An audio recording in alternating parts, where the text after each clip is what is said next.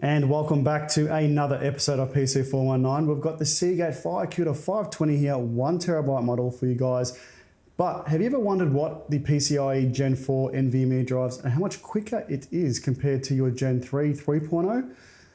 Most current generation boards still have the 3.0 board, sockets on here, but we did do a few benchmarks with this SSD and we did find a difference with the benchmarks itself. But how well does it perform in games and does it do better in gamings? Let's find out.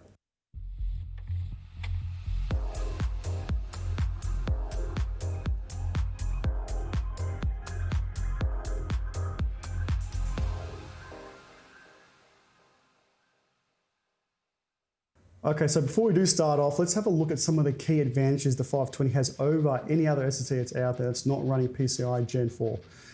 So actually at this stage, looking at least, so performance-wise, you're looking at least 45% increase in performance, which is faster read times and faster write times. This can be only achieved by Gen 4 motherboards, which is basically only the X570 and the B550 motherboards out there from AMD. Intel has not released a Gen 4 socket yet, even though they've released the 10th gen. We're still waiting for the Gen 4 sockets to come out. So you'll still be using Gen 3 on those. So you can still achieve a top speeds with the Gen 4, but only compatible boards. Now these NVMe drives are backwards compatible with Gen 3 sockets, but you want not utilize the full potential of the max performance of the SSD. Now if you're using Gen 4, you can reach up to 5,000 read and 4,400 write on the 520, but does it make a difference when you're doing pretty much editing, or if you're doing, if you're playing games or anything like that? Yes and no. So for us, we did say a difference in slot boot times and also to gaming as well, starting the game, but very minimal difference between the two. And I couldn't say much more than really that. So we did see a bit more fluent when we did a video editing with the SSD itself. So running 4K footage was a bit better than what it was. We're a bit more fluent from back and forward. But going back to the SSD itself, between 3.0 and 4.0, I really couldn't see much more of a difference when starting a game up or playing a game or boot times and so forth. It's very, very, very close. And I'll be honest, 9 out of 10, if I had to have a Gen 3 and a Gen 4 together, you probably would not notice a difference in regarding to if you were just setting it up and you didn't know which board or which PC had a Gen 3, which PC had a Gen 4.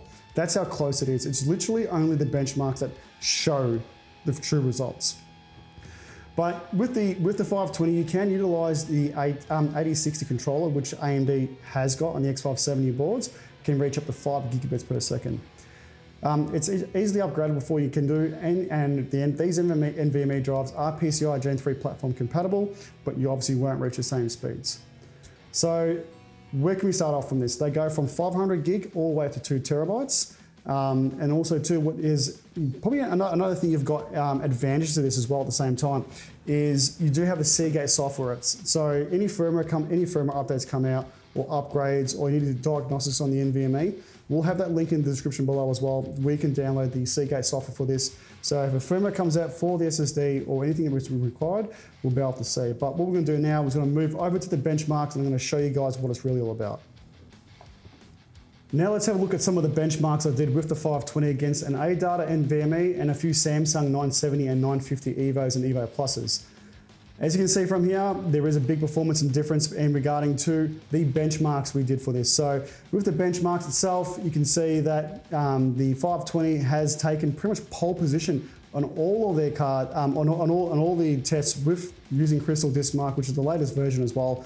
And compared to the 520, compared to the ADATA is very, very slow compared to that drive, even though it's only a 500 gig drive.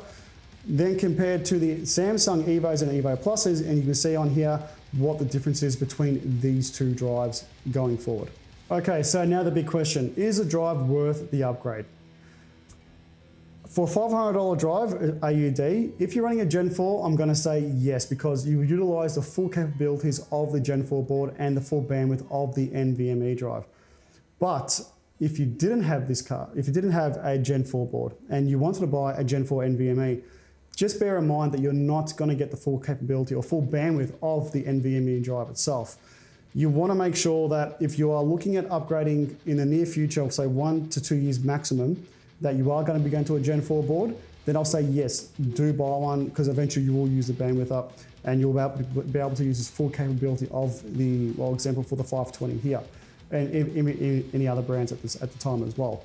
But if you are not looking at upgrading for a while, and this is going to be your PC you've had for, you just bought a 9th gen CPU and, pretty much so I'm set for the next 2 or 3 years, maybe 4 years, you don't need to buy, don't need to go and spend the extra couple $100 on an NVMe drive that's going to make zero difference to your PC at the moment.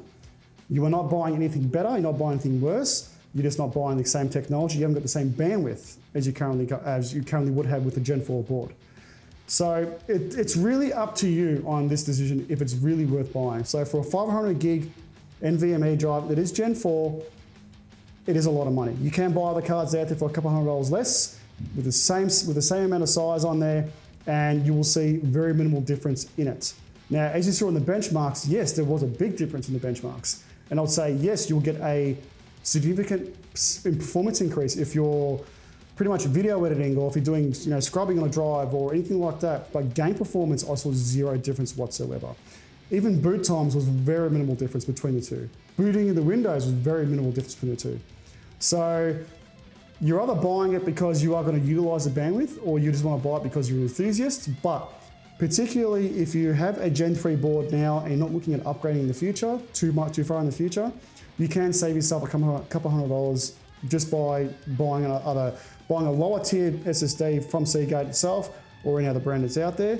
Or you can put the money towards it and say, you know what, eventually I will have it. It's probably one of the last things I'll be upgrading later on in the future anyway, and I want to be ready for it when I do have it. But guys, you let me know in the comments below, what do you think of the Seagate FireCuda 520? I can say that it did perform well, even against the Samsung 970 and 970 EVOs, and the 950 EVO as well. Or actually, that's even a Pro in there. On a benchmark, it's completely different to what you see in real life in front of you. Like I said, don't go too far into it. They're a good drive. It handled itself very, very well. I have no issues whatsoever. But if you're still running Gen 3, this drive is really not for you unless you're looking at upgrading the full system and going to a Gen 4 PC. Then it's definitely worth the upgrade. But guys, let me know what you think. Like I said before, everything, I'll have all the descriptions in the, so I'll have all the URLs in the description below, including Seagate's Seagate software as well in there, like I mentioned in the early part of the video. So if you want to do the firmware upgrades or software upgrades, that'll be there as well. But guys, once again, thank you very much, and guess what? I'll see you next time.